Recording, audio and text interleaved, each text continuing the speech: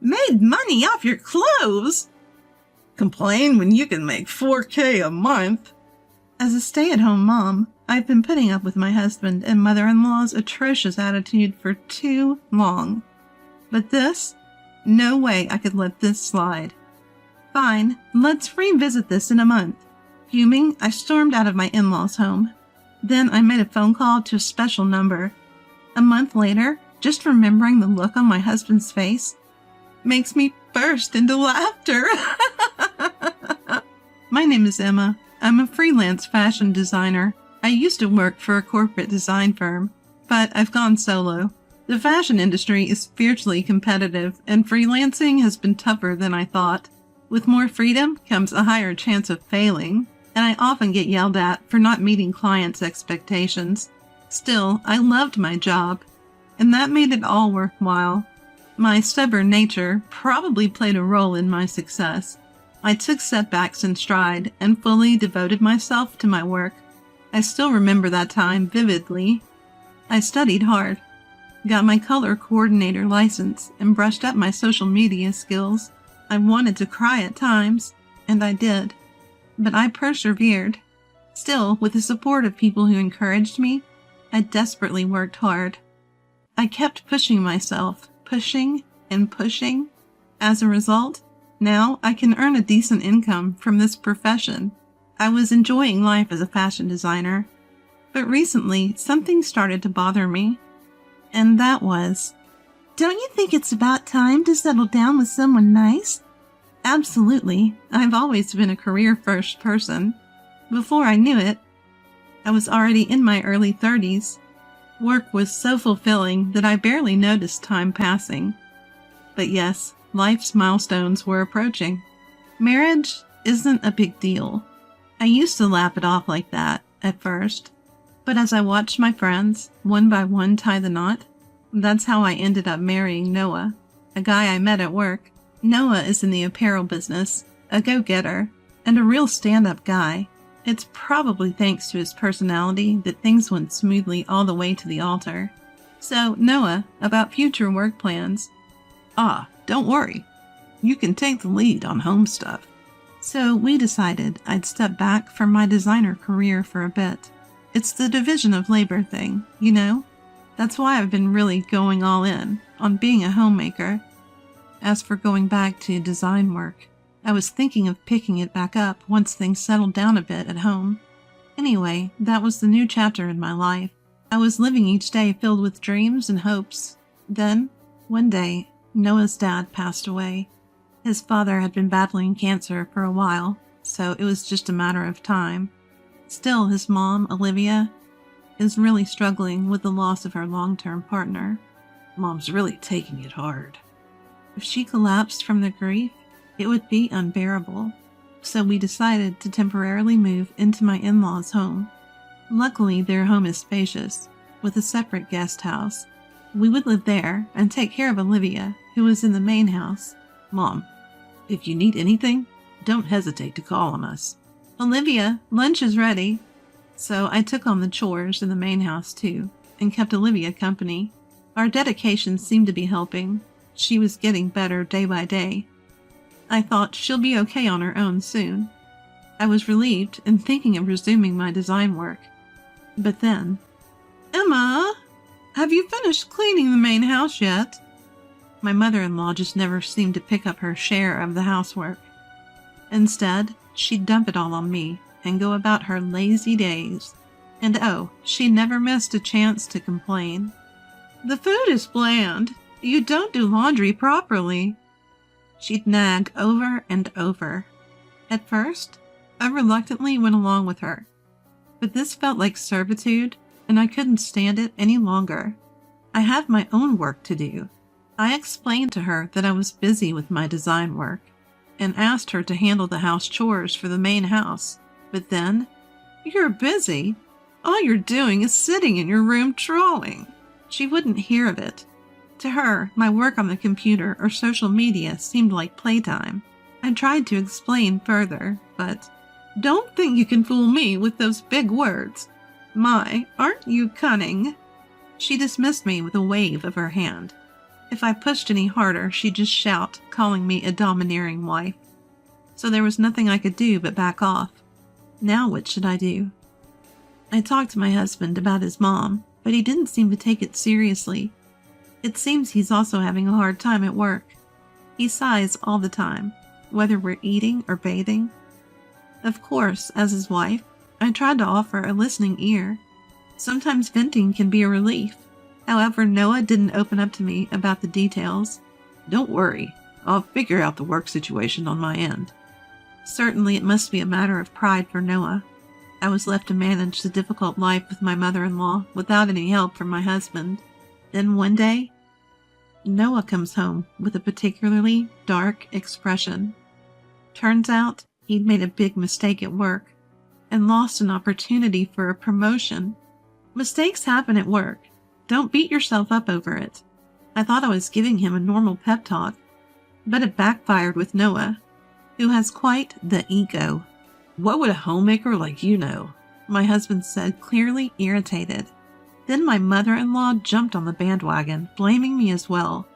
Don't you think Noah's failure is because you're not supportive enough at home? At their remarks, I'm momentarily stunned. No, this is definitely strange. Stunned by their accusations, I naturally fought back. But my words fell on deaf ears. It was decided then and there, I was the bad guy. From that day on, I was treated noticeably colder by both my husband and mother-in-law. Emma, can you hurry up with dinner? Emma, you were supposed to take care of the garden, remember? Emma, go buy some flowers for the living room. My mother-in-law became even more demanding, bossing me around. No matter how flawlessly I took care of the household chores, she'd always find something to complain about. Emma, you're sloppy with the cutting and the seasoning. It's too strong. Emma, I don't like how the garden looks. Redo it, please. Emma, these are lilies. I wanted gerberas. At this point, all I could do was sigh. I just wish someone would acknowledge my hard work. I tried talking to Noah again, but all he did was defend his mother. She's old, and she's relying on you. Besides, you have plenty of time, don't you?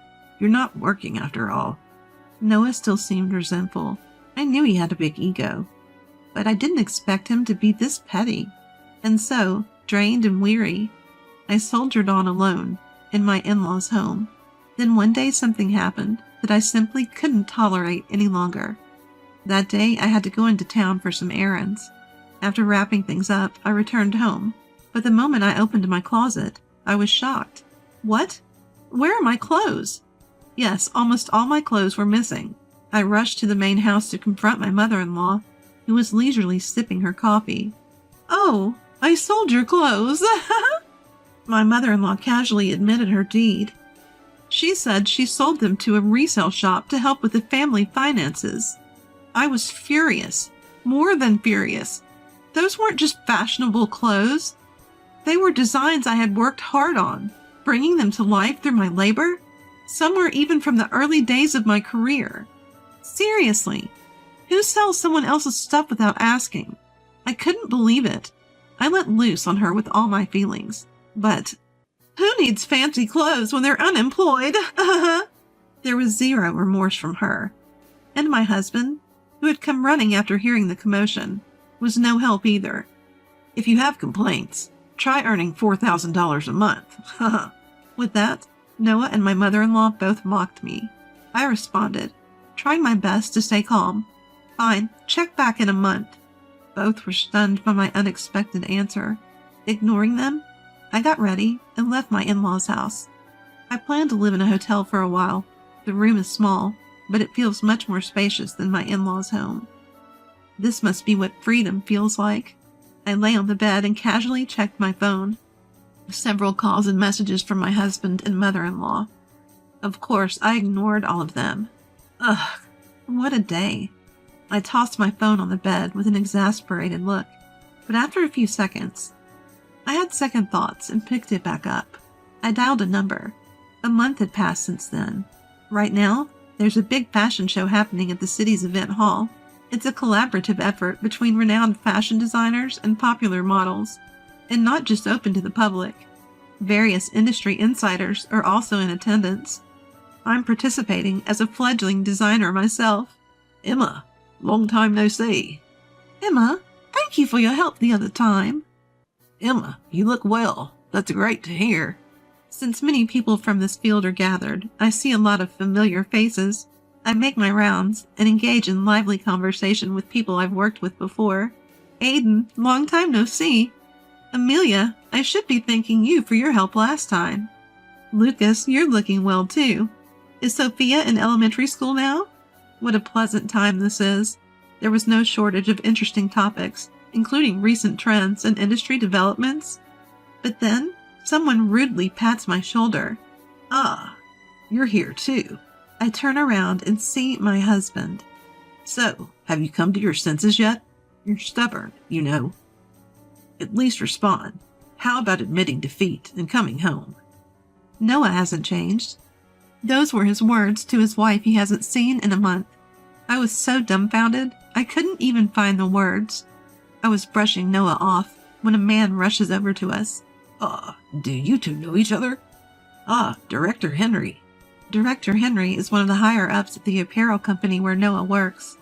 Yes, she's actually, embarrassingly enough, my wife. She's so uppity.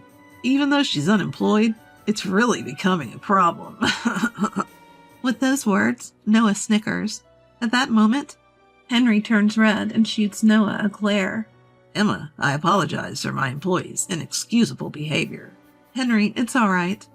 Noah is watching our exchange, mouth agape. The truth is, Henry and I are acquainted. I had collaborated with my husband's company during my freelancing days, and Henry was the one managing the project. And now my husband is about to learn another shocking fact from Director Henry. Emma is a renowned fashion designer. Don't you even know that about your own wife? What? Noah looks at me with astonishment. Yes, I used to be a well-known designer in the industry, not to brag, but I was pretty popular on social media before I got married. Back then, I was pulling in tens of thousands of dollars a month, including ad revenue from social media. I kept that a secret from Noah. There never seemed to be a good time to tell him, and I didn't want to be valued just for my financial worth, so he probably thought I was just a mediocre independent designer. Sure enough, Noah starts to make a scene after learning about my background. I didn't know this about you. Well, I never told you. I had recently resumed my design activities, thanks in part to our recent argument. I contributed several designs to this event. I had been approached for collaboration before. The day my clothes were thrown away, I was meeting Matthew, my former boss, during my corporate design days. Apparently, one of their designers had fallen ill. That's when Matthew urgently asked me to take over as the lead designer for the fashion show. I had been hesitant since I had paused my design career. There was also the matter of issues at my in-laws' home. But then, the big moment came. I called Matthew from the hotel to say I was on board and ready to go. You, being just a homemaker and unemployed. I could hear Noah's pride crumbling. I retorted with as much sarcasm as I could muster. So, we're good at $40,000 a month, right? Soon after, I divorced Noah. Emma, I messed up. Let's try again. You're the worst kind of woman for leaving your husband. Heartless, cowardly. Noah pleaded while my mother-in-law cursed me out. I dismissed them both. Come talk to me when you're making $40,000 a month. Since then, I haven't seen Noah and his clan. From what I hear, Noah got demoted to a smaller department. He must have irked the higher-ups in the company. According to Mr. Jones, even previous work mistakes were due to conflicts with colleagues. Judging as lacking any remorse, he's been completely written off.